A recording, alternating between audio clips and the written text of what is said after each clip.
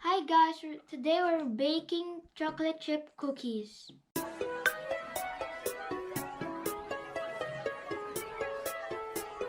We're gonna be needing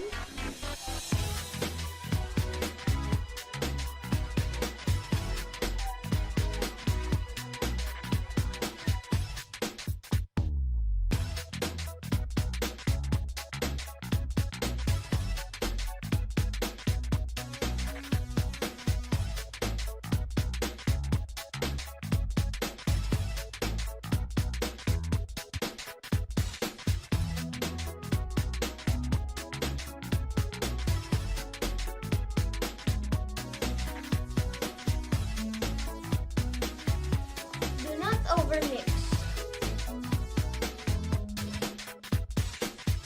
Chocolate buttons.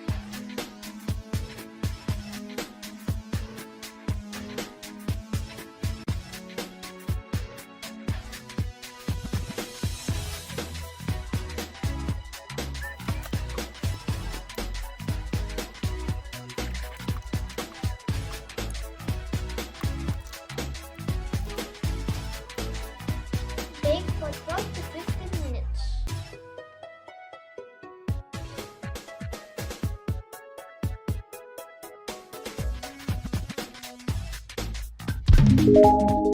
Here's our finished product.